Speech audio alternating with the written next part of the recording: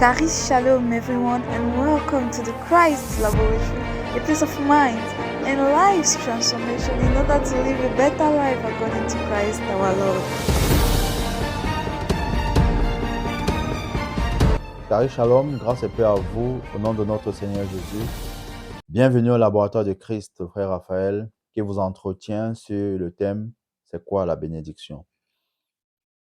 Nous allons aller dans le livre de Galates, chapitre 3. Galates, chapitre 3, je vais lire à partir du verset 8. De plus, l'Écriture prévoyait que Dieu déclarerait les non-juifs justes s'ils avaient la foi.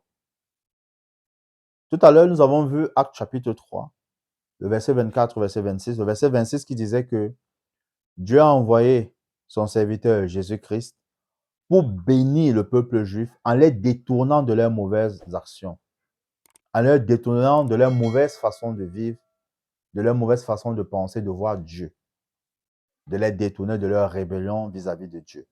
Parce que Dieu leur avait dit qu'il devait leur envoyer un Messie et c'est lui qu'ils devaient écouter. Et Moïse leur a répété. Les autres, les prophètes ont répété la même chose, qu'il va vous envoyer un Messie. Et le Messie est arrivé. Et le but du Messie, c'était non seulement de libérer l'humanité du péché, mais également de faire connaître Dieu à l'humanité. Donc, particulièrement dans le verset 26 de Actes chapitre 3, Dieu a envoyé son Fils qui a béni, parce que lui-même il était béni, Jésus, et il est béni éternellement, a béni le peuple juif en les détournant du péché. Donc, maintenant ici, il ne s'agit pas seulement des Juifs, maintenant ici, il parle des non-Juifs, le verset 8 de Galates 3. Donc, de plus, l'Écriture prévoyait que Dieu déclarerait les non-Juifs justes s'ils avaient la foi. L'Écriture prévoyait, donc à l'avance. C'est pourquoi elle a annoncé par avance cette bonne nouvelle à Abraham. Vous voyez que quand on dit ici l'Écriture, c'est en E majuscule, ça veut dire qu'on a personnifié. On a personnifié l'Écriture. Parce que ce qui avait dit à Abraham, c'est Dieu. Vous voyez que dans l'Écriture ici, elle veut dire Dieu. L'Écriture prévoyait que Dieu déclarerait les non-juifs justes s'ils avaient la foi. C'est pourquoi elle a annoncé l'Écriture. Elle a annoncé par avance cette bonne nouvelle à Abraham. Vous voyez la personnification à Abraham. Tu seras une source de bénédiction pour toutes les nations. Vous voyez, tu seras une source de bénédiction pour toutes les nations. Ainsi, verset 9, tous ceux qui font confiance à Dieu, comme Abraham lui a fait confiance, ont part à la bénédiction avec lui. Alléluia. Tous ceux qui font confiance à Dieu, comme Abraham lui a fait confiance, ont part à la bénédiction avec lui. Donc, en fait, ce que Dieu était en train de dire à Abraham, c'est que tout comme toi tu crois en moi, ça veut dire je te demande de quitter la maison de ton père et de suivre le chemin que je vais te montrer. Et tu obéis sans discuter, tu seras une source de bénédiction parce que ceux qui vont naître de toi également seront contaminés justement par ta foi. C'est pourquoi Abraham est le père de la foi. Et maintenant, pour que cela s'accomplisse, parce que quand Dieu lui parlait déjà de sa descendance qui sera bénie, il va bénir tous les peuples, en fait, la descendance, il s'agissait de Christ, de Jésus-Christ. Et vous voyez que pour arriver à Jésus-Christ, il fallait passer par Isaac, son fils. C'est pourquoi Isaac, justement, également, Dieu le bénit. Il fallait passer par Jacob, Israël. Dieu bénit Israël également. Vous voyez, et les 12 tribus, de l'une des tribus, Jésus vient, de la tribu de Juda. Vous voyez un peu, en passant par David, le roi David, vous voyez un peu. Donc, David, Salomon, ainsi de suite. Vous voyez, Jésus vient de cette lignée-là.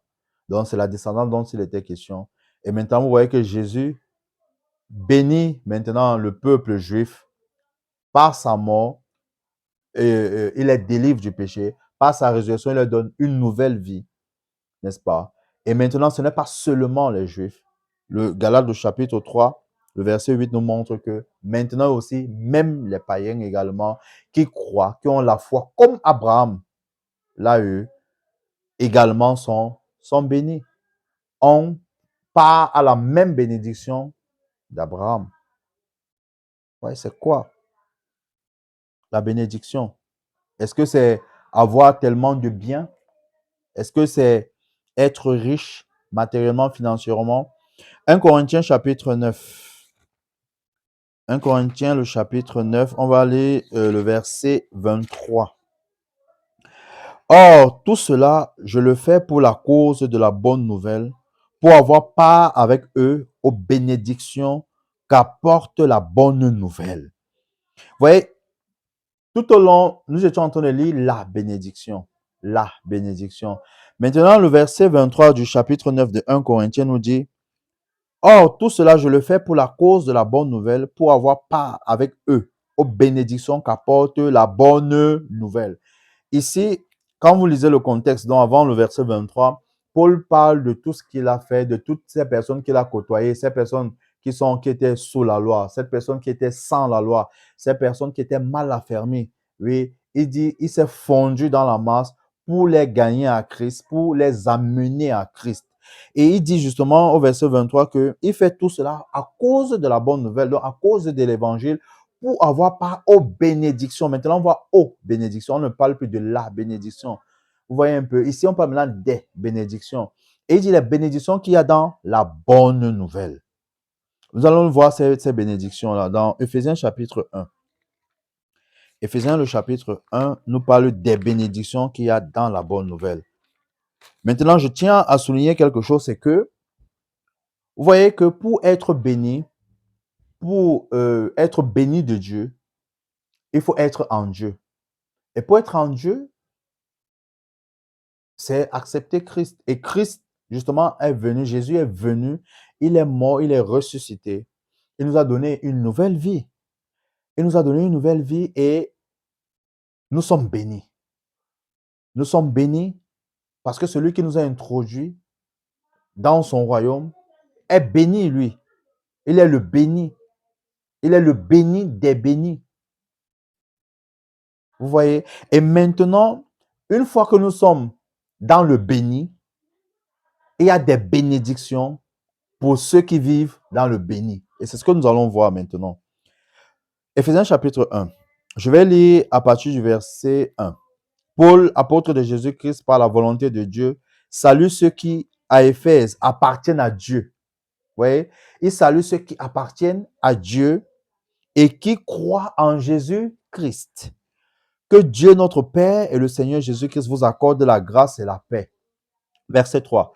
Loué soit Dieu, le Père de notre Seigneur, Jésus le Christ, car il nous a comblés des bénédictions de l'Esprit dans le monde céleste qui, toutes, sont en Christ. Alléluia. L'apôtre Paul dit, loué soit Dieu, le Père de notre Seigneur, Jésus le Christ, car il nous a comblés des bénédictions de l'Esprit. Vous voyez, une fois que tu es béni, que tu es dans le béni, que tu es introduit dans le béni, tu es introduit en Dieu, il y a des bénédictions maintenant. Donc, vous voyez que pour avoir part aux bénédictions de Dieu, il faut déjà être dans le béni. Celui qui est en dehors du béni, on ne peut pas parler de bénédiction. Qu'il soit multimilliardaire, selon Dieu, il n'est pas béni. Ce sont les hommes qui vont lui attribuer cela. Ce titre de béni, ce sont les hommes. Mais en ce qui concerne Dieu, pour avoir les bénédictions qui viennent de lui, il faut d'abord être en lui. Et pour être en lui, c'est par Jésus-Christ, qui est le chemin, la vérité et la vie. Et quelles sont ces bénédictions-là? Il dit, loué soit Dieu. Certainement d'autres versions disent, béni soit Dieu également. Loué soit Dieu, le Père de notre Seigneur, Jésus le Christ, car il nous a comblés des bénédictions de l'Esprit dans le monde céleste. Et quand on parle du monde céleste, c'est le monde qui appartient à Dieu. Le monde céleste, on va dire, d'autres vont dire le paradis, mais c'est ceux qui sont avec Dieu. Dans le monde céleste, qui toutes sont en Christ. Ouais, ces bénédictions de l'Esprit sont où? En Christ. Alors, ça veut dire que si tu n'es pas en Christ, comment est-ce que tu peux parler de béni, que tu es béni? Non. Et généralement, justement, les hommes appellent quelqu'un qui est béni parce qu'il est béni, celui qui a les maisons, les voitures, et tu peux même être à l'église, mais tu n'es pas béni parce que tu n'appartiens pas à Jésus-Christ. Ce n'est pas tous ceux qui vont à l'église qui sont bénis, bien-aimés. Verset 4. En lui, donc en Christ, qui a toutes les bénédictions, on dit en lui, bien avant de poser les fondations du monde, il nous avait choisis pour que nous soyons saints et sans reproche devant lui. Vous voyez, la première bénédiction, parmi tant d'autres, c'est que avant même la fondation du monde, il nous avait choisis. Vous voyez, et vous voyez que nous parlons justement du monde céleste, nous parlons du monde du béni de Dieu. Ce monde-là, que si tu n'as pas l'esprit de ce béni-là, de Dieu-là, tu ne peux pas comprendre ça. Parce qu'il dit qu'avant la fondation du monde, avant la création du monde, il nous avait choisis, alors que nous ne sommes pas encore nés. Ouais, il faut seulement être Dieu pour faire ce genre de choses-là. Et qu'est-ce qu'on appelle choisir? Choisir, c'est, j'aime prendre cette image-là d'une femme qui va au marché et elle voit les tomates au sol, elle choisit les meilleures tomates. Vous voyez, elle choisit les meilleures tomates. La Bible dit qu'il nous a choisis, il nous a sélectionnés. Vous voyez, il y avait plusieurs, mais nous, il nous a choisis. Il nous a choisis. Ça, c'est une bénédiction. Il nous a choisis, il nous a mis à part. Il a, parmi les tomates, la femme choisit les meilleures. Et celles qui ne sont pas bonnes, celles qui sont pourries, elle les met de côté. Elle prend celles qui sont meilleures. Et la Bible nous dit que nous sommes parmi les meilleurs qu'il a choisis. Il a mis de côté. Il a fait un tri. Et nous sommes de ce tri-là. Alléluia. Voilà, ces bénédictions. La première, c'est qu'il nous a choisis pour que nous soyons saints. Puisque lui, il est saint. Ouais, si nous sommes dans le béni, si nous sommes dans le saint, nous sommes également saints. Pour que nous soyons saints, ouais, il nous a choisis. Il nous a rendus saints. Saint qui veut dire mis à part. Il nous a mis à part. Des gens spéciaux, particuliers, ouais, qui ne sont pas mélangés. C'est pourquoi au départ, j'ai parlé du fait que être béni, c'est quelque chose de particulier. Parce que Dieu est béni, est le béni, celui qui a fait toutes choses, qui a créé toutes choses. Il a béni le 7e jour, le jour du sabbat, le jour du repos. Il a béni. Et ce jour lui appartient. Ce jour lui est consacré. Waouh! Il dit pour que nous soyons saints et sans reproche devant lui. Waouh! Sans reproche. Sans reproche. Ouais, voilà les bénédictions. Choisis, saint, sans reproche. Ça veut dire que personne ne peut nous juger. Personne. Personne. Au pire encore, quelqu'un qui n'est pas dans le béni et qui veut nous juger ou bien faire des reproches. Aïe, tu as quelle tête? Verset 5. Puisqu'il nous a aimés, il nous a destinés d'avance à être ses enfants qu'il voulait adopter. Oh, qu'il voulait adopter par Jésus-Christ. Par Jésus-Christ.